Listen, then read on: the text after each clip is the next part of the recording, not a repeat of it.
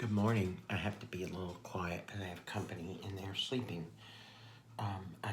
This is St. Patrick's Day, which is honestly never meant shite to me.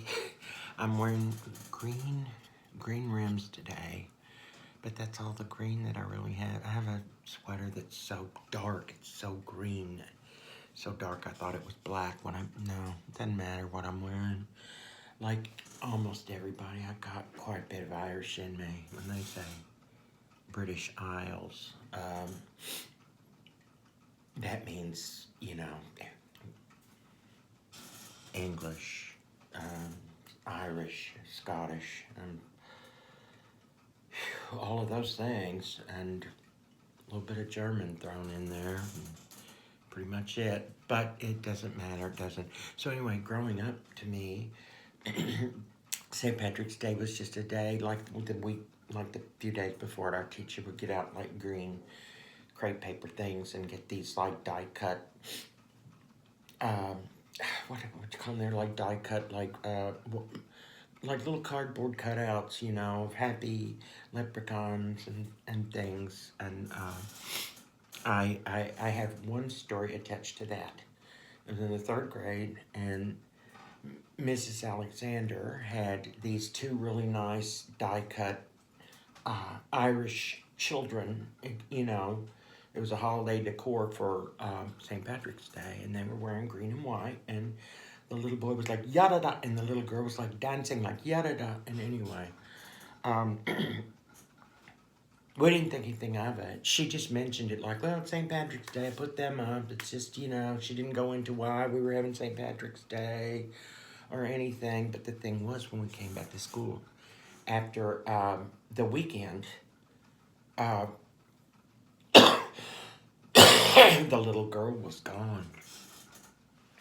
The little girl poster, she nowhere to be seen. And Mrs. Alexander was like, if one of you children will just be so kind as to return her, I will look the other way. But no one returned her. And then she realized something darker has happened. Something really darker has happened. And she was just standing there and looking where it had been. It had been on this blank spot on the wall next to her, the girl's brother or boyfriend or whatever. And now she was gone. And you know what was directly under her? Directly under her was where Mrs. Alexander kept the garbage can for the class to use.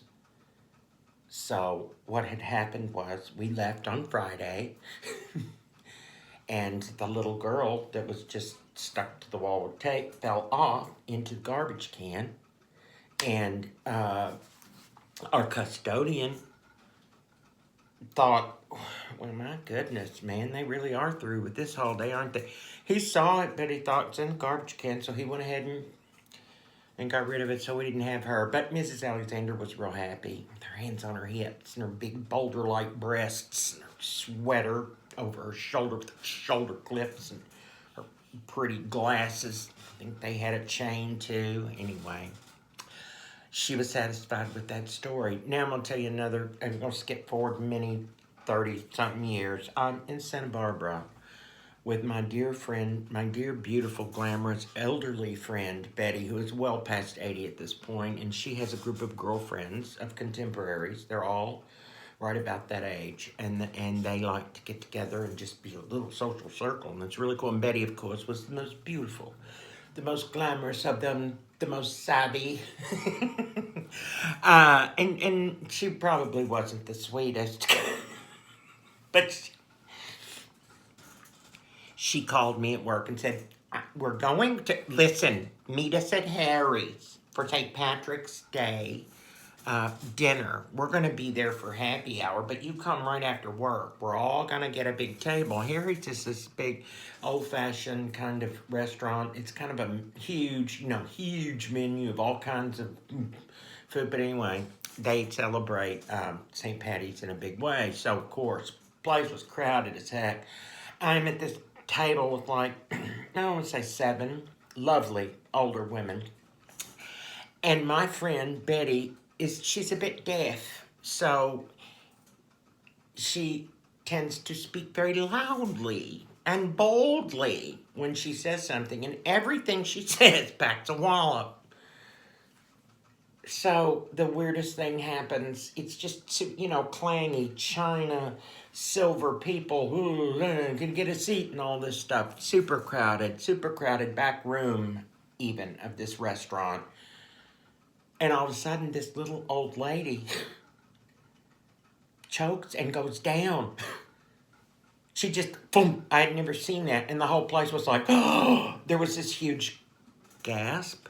And then they said, the EMTs have been summoned. Everybody go back to what they were doing. And I don't know. And one of the ladies with whom we were dining, her husband had choked to death. So she immediately teared up and Betty went, oh, God, she's a goner. She's been out for at least 3 minutes. Oh, no, it's lights out for her. And our table was like, oh, babe. But she didn't think that she said it loud enough for everyone to hear it in the dining room. And perhaps they didn't. But that was immediately interrupted by the most annoying thing that could ever happen when an old lady is over there. And she is down and people are gathered around her. Nobody knows what to do. And she's choking to death. And in walks a big bagpipe player through the... I mean, right through the table. 12 feet from where the woman lay dying. It was just like the most surreal moment and creepy. Just creepy time. Anyway, in retrospect, it's kind of funny. When I told one of my friends about it, I said, so, we're literally, this lady's choking death, and here comes Mr. Bagpipes. Whatever. 7 minutes and 12 seconds into it. I'm sorry, I don't have a lot more for you today. Oh, wait, one more thing. Never, ever had corned beef until I was a full-on adult. Full-on adult. Oh, wait a minute. No, I had that little weird Hormel super salty corned beef that costs like $12 for a little old thing about the size. No.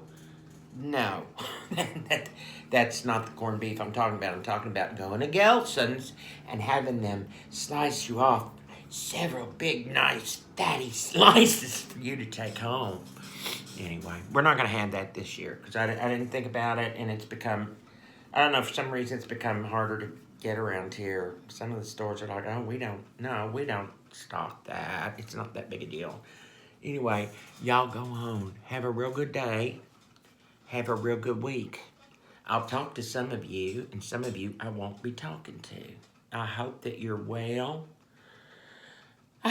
As always, I'm worried about some of my friends, just like they worry about me. I'm very worried about them, but, it's not helping anything, is it?